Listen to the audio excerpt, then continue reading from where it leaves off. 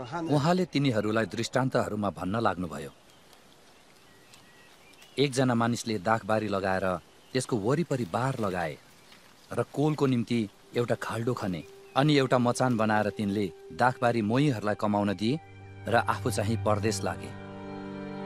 फसलको समयमा तिनले ती मोहीहरूबाट केही फल लिन एकजना नोकरलाई पठाए, तर तिनीहरूले त्यसलाई पक्रेर पिटे र रित्तै हात पठाए।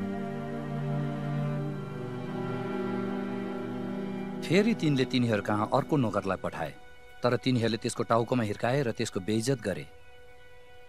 मालिकले अझै अर्कालाई पठाए, तर त्यसलाई तिनीहरूले मारे र अरू धेरैलाई पनि पठाए, तर तिनीहरूले कसैलाई पिटे र कसैलाई मारे।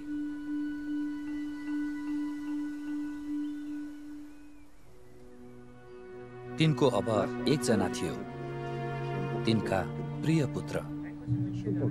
तिनीहरूले मेरा छोरालाई त आदर गर्लान् भनेर सबैभन्दा पछि तिनले उनीलाई तिनीहरू कहाँ पठाए। तर ती मोहीहरूले आपसमा भने, यो त उत्तराधिकारी हो, आओ हामी यसलाई मारौं र हक हाम्रो नै हुनेछ। अनि तिनीहरूले उनलाई पक्रेर मारे र दाखबारीको बाहिर फ्याँकिदिए। तब दाखबारीका मालिकले के गर्नेछन्? तिनी आउनेछन् र ती मोहीहरूलाई नाश गर्नेछन् र दाखबारी अरूहरूलाई दिनेछन्।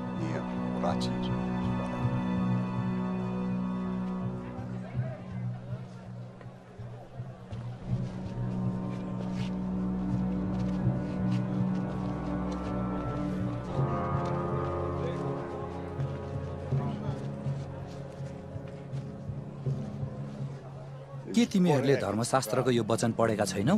जुन ढुङ्गालाई भवन निर्माण गर्नेहरूले रद्द गरे त्यही चाहिँ कुनाको शिर ढुङ्गा बन्यो। यो परमप्रभुबाट भएको हो अनि हाम्रो दृष्टिमा यो आश्चर्यमय छ। त्यसपछि तिनीहरूले उहाँलाई पक्रन खोजे, किनकि यो दृष्टान्त उहाँले तिनीहरूकै विरुद्धमा भन्नुभएको हो भनी तिनीहरूले बुझे। तर तिनीहरू भिडसँग डराएको कारणले उहाँलाई छोडेर गइहाले। शास्त्रीहरूमध्ये एकजना आए र तिनीहरूलाई आपसमा विवाद गरिरहेका सुने। येशूले मानिसहरूलाई ठिक जवाफ दिनुभएको देखेर तिनले उहाँलाई सोधे, सबै आज्ञाहरूमा मुख्य चाहिँ कुन हो? येशूले जवाफ दिनुभयो, सबैभन्दा मुख्य चाहिँ यो हो, हे इजरायल सुन, परमप्रभु हाम्रा परमेश्वर एउटै परमप्रभु हुनुहुन्छ। तैले परमप्रभु आफ्ना परमेश्वरलाई तेरो सारा हृदयले, तेरो सारा प्राणले, तेरो सारा समझले र तेरो सारा शक्तिले प्रेम गर।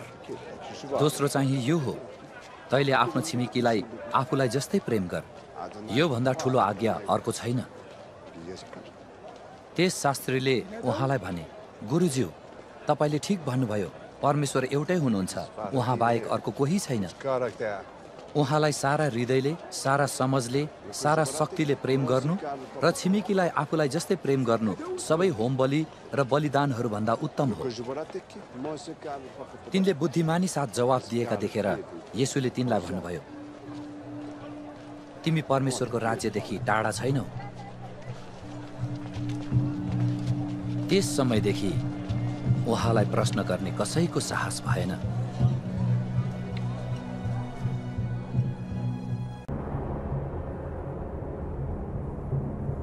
अनि उहाँ मन्दिरको भेटी चढाउने ठाउँको सामुन्ने बस्नुभयो र भिडले भेटी पात्रमा भेटी चढाएको हेर्नुभयो।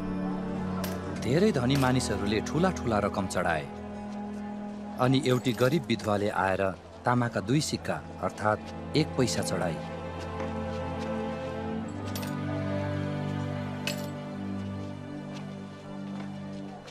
आफ्ना चेलाहरूलाई आफू कहाँ बोलाएर उहाँले तिनीहरूलाई भन्नुभयो, साँच्चै म तिमीहरूलाई भन्दछु, भेटी पात्रमा चढाउनेहरूमध्ये यस गरिब विधवाले सबैभन्दा बढी चढाई, किनभने सबैले आफ्नो प्रशस्तताबाट चढाए, तर यस स्त्रीले चाहिँ आफ्नो दरिद्रताबाट आफ्नो सारा जीविका नै अर्पण गरी